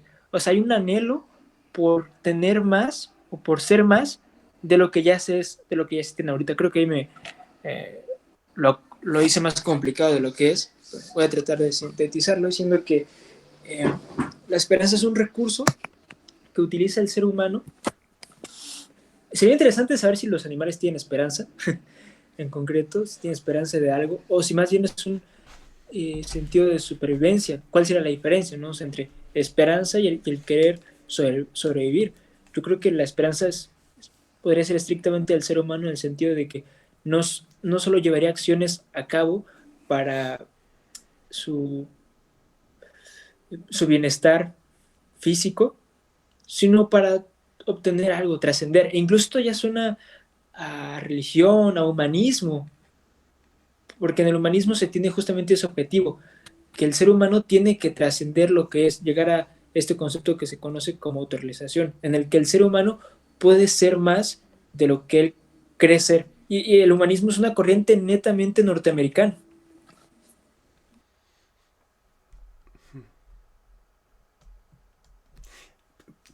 Sí, a mí siempre siempre, de nuevo esa palabra, pero me ha complicado cuando me encuentro con el amigo Víctor Frankl, esto de la esperanza, em, que no, que este sentido autoimpuesto en eso no provenga de ningún lado, sino que provenga de uno mismo. Eso siempre me ha hecho una... em, no, siempre me hace un ruido y pienso que tiene que ver también con la crisis del sentido en general que vive Occidente. Entonces es como el argumento general del hombre en busca del sentido. Que no sufrimos estas como solo crisis como de histeria o de neurosis porque nuestras pulsiones están en contra del mundo real y este malestar nos achaca, etcétera, sino que también como sociedad toda tenemos una crisis de sentido y que el humano sufre por esta crisis de sentido y que en vez de hacerla en un sentido o resolverla en un sentido estoico que muchos pienso que se lo atribuyen a Franklin, en vez de hacerlo en un sentido racional, por ejemplo, hay un sentido autoimpuesto que carga con la palabra del logos, que hace que uno dice, entonces esto es estoico. Y que muchas veces simplemente tiene que ver con las opciones personales, la esperanza que uno tiene en uno mismo y los objetivos a largo plazo y las proyecciones que uno hace de momentos hipotéticos. Una de las soluciones que hace Viktor Frankl en el momento de la crisis o angustia a raíz de la crisis de sentido es preguntarse qué es lo que yo en retrospectiva, en el momento de mi lecho de muerte, si yo mirara hacia atrás y mirara este presente, qué es lo que me hubiera gustado sentir, qué es lo que yo diría si yo hice esa cosa y estoy orgulloso de ese momento. Bueno, es un momento imaginario, un momento archiimaginario. Uno no puede prever, no sé, las condiciones climáticas que tendremos de aquí a 20 años. En el fondo sí podemos preverlas, pero uno en su limitación no puede hacerlo. ¿Cómo voy a yo saber que ahora en verdad lo más valioso es aprender estadística y no producir agua o empezar a tener un campo y una fortificación? O sea, no puedo preverlo, hay solo una esperanza. Esa es mi apuesta. Cuando yo muera, o sea, siguiendo esa línea, cuando yo muera voy a mirar para atrás y decir, estuvo bien, sí. Le dediqué tantos años al estoicismo, estuvo bueno, entendí un montón. Adelante, continúa en eso. creo que estarás orgulloso al morir de haberlo intentado. Eso, siento que me parece que el amigo Viktor Frankl está mucho más, siguiendo lo de Epicuro, está mucho más cerca del utilitarismo y de un perspectivismo a la Séneca que de una lectura apropiada de la realidad y de autoimponerse cánones lógicos proposicionales desde una lectura correcta del mundo, en el fondo. Es mucho más pragmático. Ahí no sé. Bueno, se lo voy a hacer a Darío Eso. porque ya hablo mucho. Ya, voy a ser breve, o sea, este tema de la esperanza yo lo encuentro sumamente interesante porque, o sea, uno se lo encuentra de muchas formas diferentes y es siempre el mismo problema. Como en un momento salía anteriormente como la esperanza sigue el miedo, no, el miedo sigue la esperanza.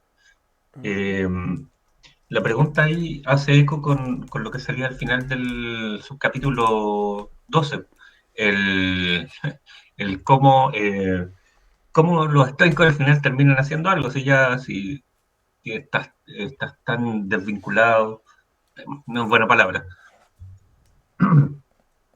pero yo creo que se ve, y también el tema es tener el foco en el presente, de que yo hago lo correcto, vivo ahora, pero sin expectativas del futuro, porque en realidad eso está muy fuera de mi control, y pasará lo que tenga que pasar, pues yo hice mi parte, y no espero más, no espero yo, digamos, cargar completamente el resultado, porque no va solo en mí.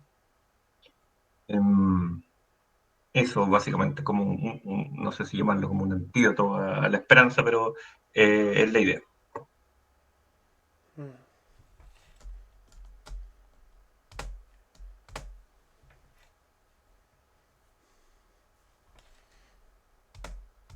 Joven Epicuro, suyo. Bueno,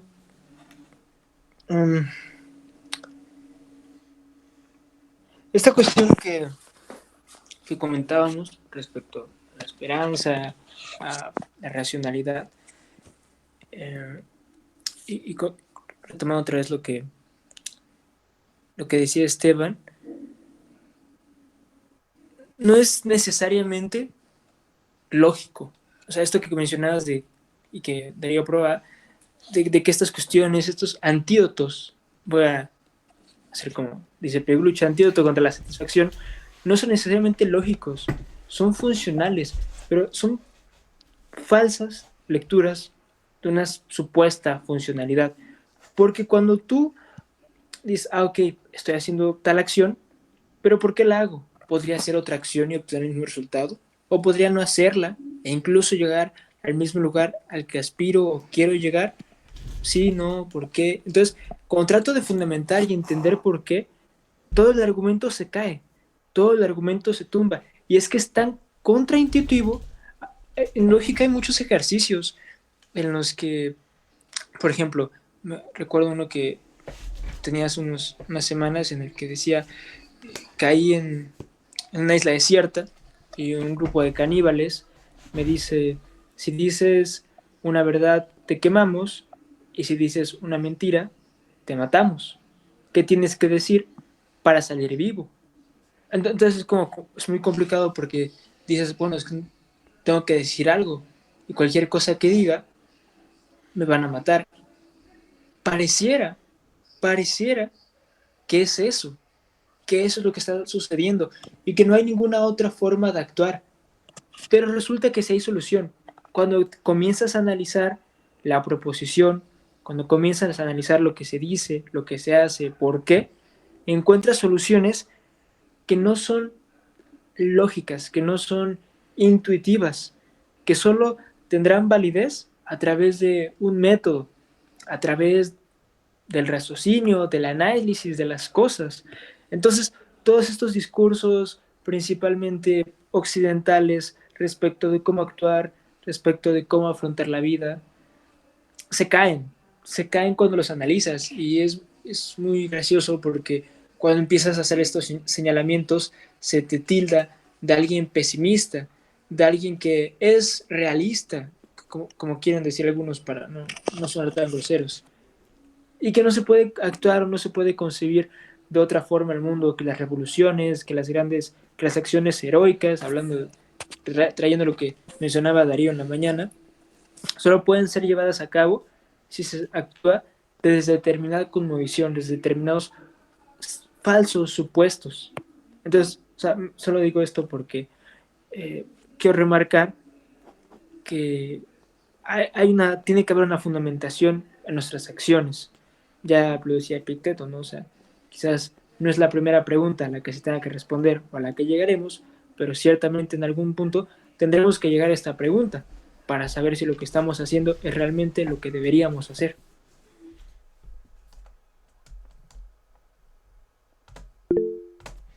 Y les digo más, en el estoicismo, como,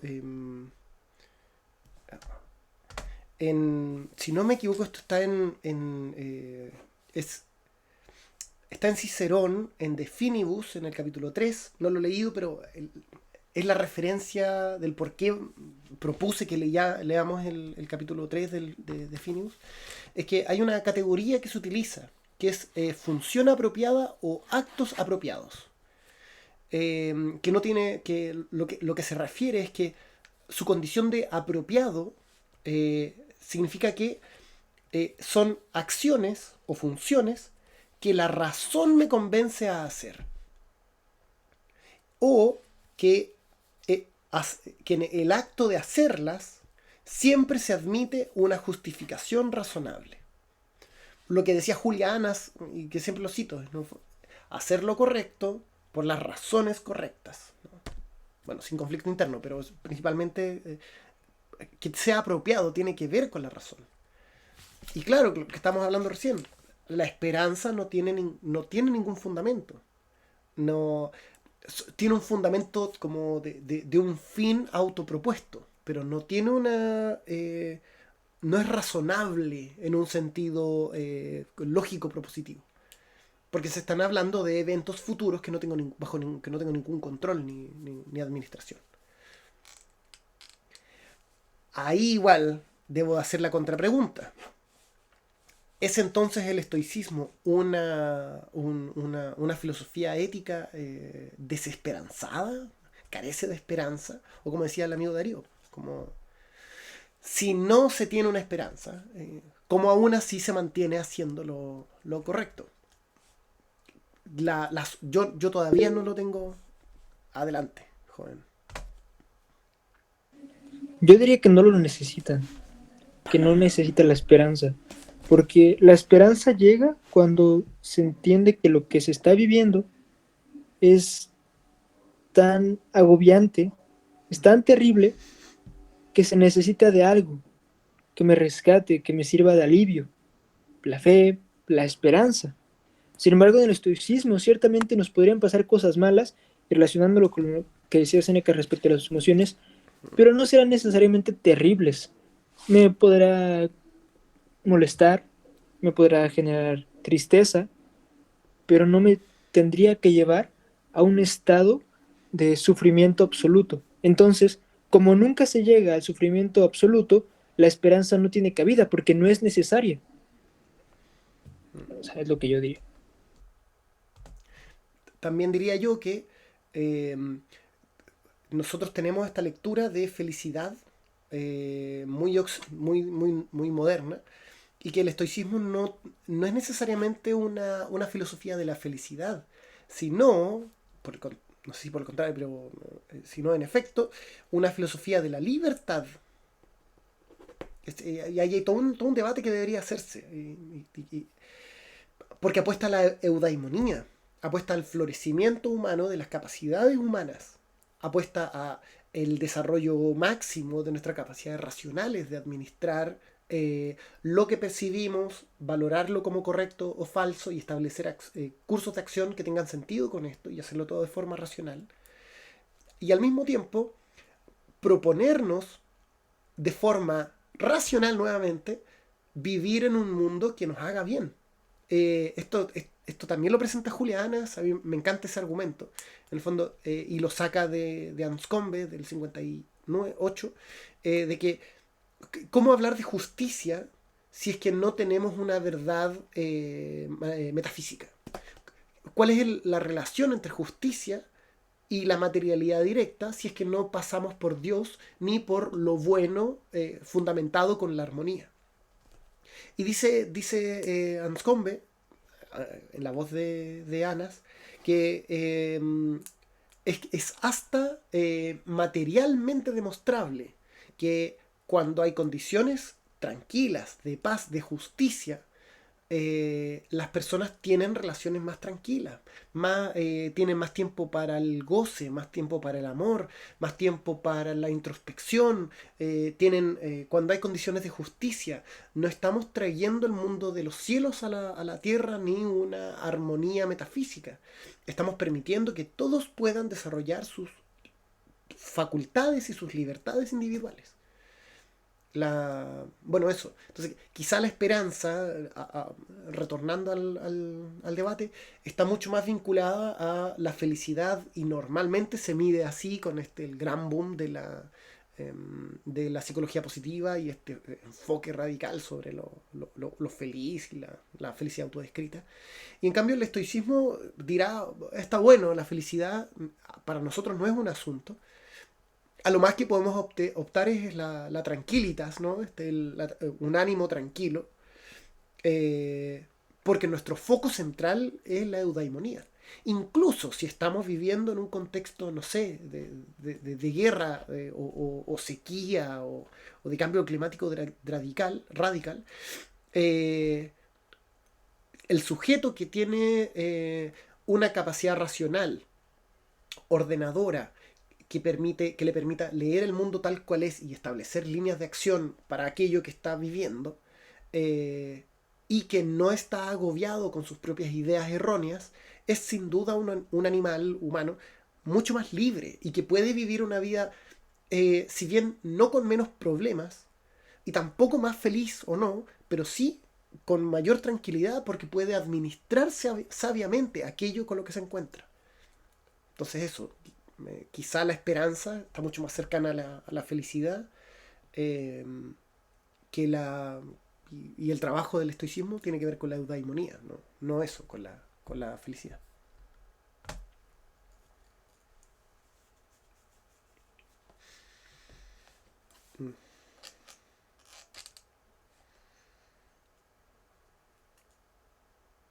Hacer el bien.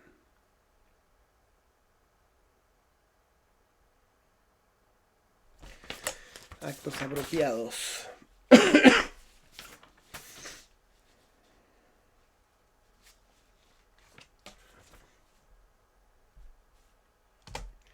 La manito. Quedándonos unos minutos más. Abro el micrófono para dar esta ronda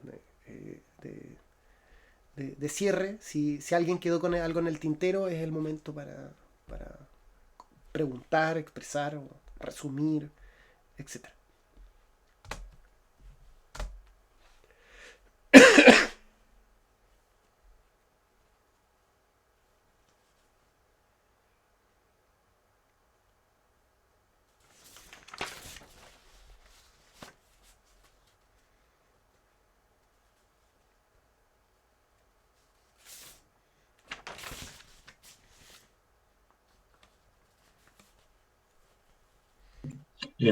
Una va bien práctica. Al final, ¿qué palabra vamos a usar para este tema de no dejarse dominar por las emociones? Porque no es controlar, creo que en algún momento Diego dijo una mesura en las emociones. Eso vendría siendo como la forma más precisa de referirse.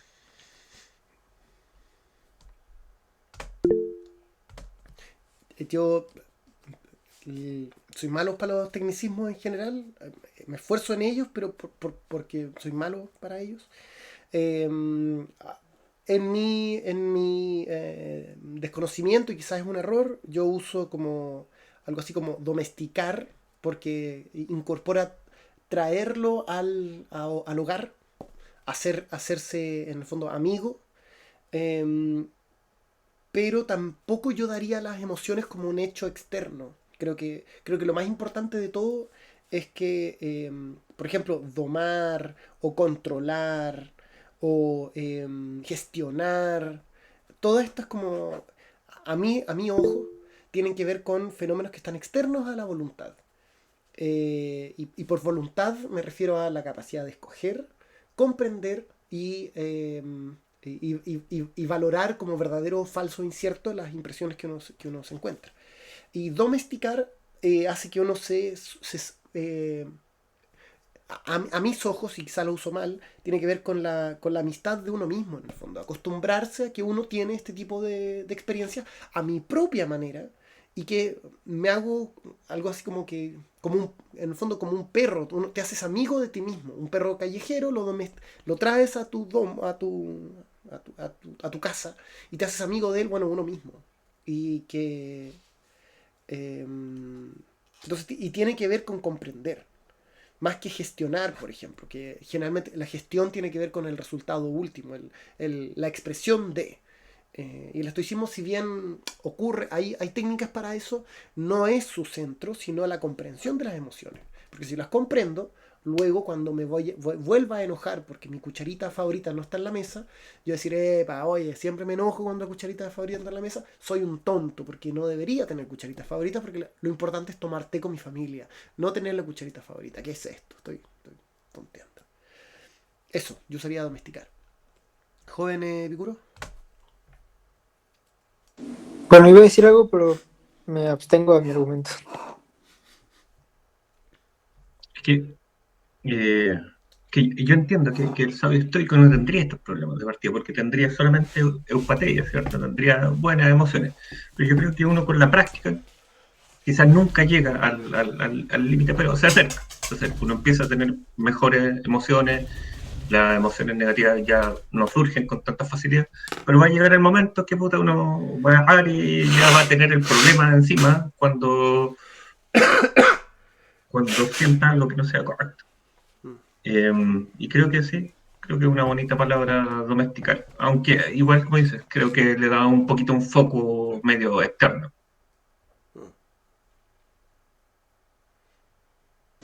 Yo creo que las perspectivas o las preguntas respecto a las emociones ya no se tienen que, bueno, evidentemente es un poco desactualizado abordarlo desde cómo se han concebido las emociones a lo largo de 2000 años, pero al menos lo que podría aportar es que no es que las lecturas de mundo generen las emociones, sino que hay cierta arquitectura orgánica que permite experimentar determinadas emociones. Si hubiera ciertas desregulaciones en nosotros, que no estarían dentro de los criterios de normalidad o funcionalidad, en efecto no podríamos sentir determinadas emociones o sería muy complicado entender estas emociones. Hablo de personas con algún trastorno hormonal, trastornos de la personalidad, por ejemplo, un trastorno bipolar va más allá de sentirme feliz por la mañana y sentirme enojado por la noche, no, es extremadamente complicado porque llegan a lo que se conoce como episodios maníacos, en el que las emociones son tan fuertes que se perduran, bueno, se postergan por el tiempo. ¿Cómo es posible que una persona pueda estar feliz durante 2 meses, 3 meses, que le impida dormir?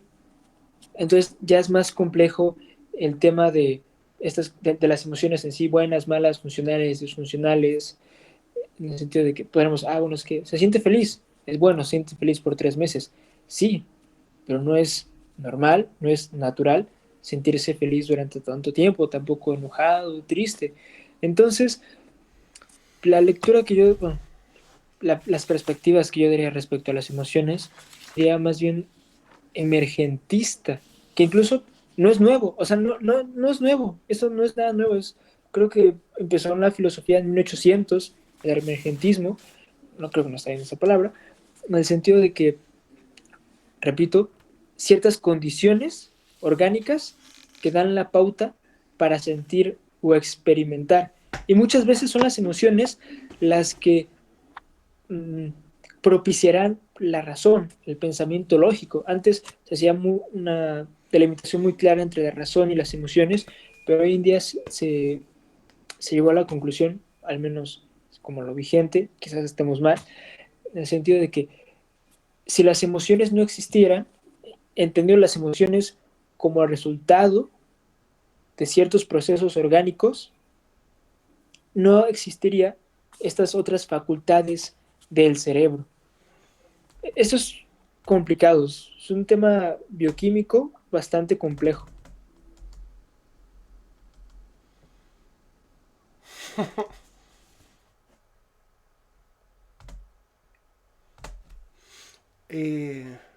Buena, yo... dada la hora, creo que es momento de cerrarle al espacio. Y propongo palabras al cierre, si alguien quiere hacerla. Joven Darío, Epicuro, Esteban, Aarón. Thumbs up. Explosión de thumbs up.